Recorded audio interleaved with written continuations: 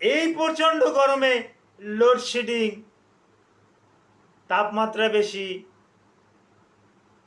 শরীর ডিহাইড্রেট হয়ে যায়, আপনি করবেন কি?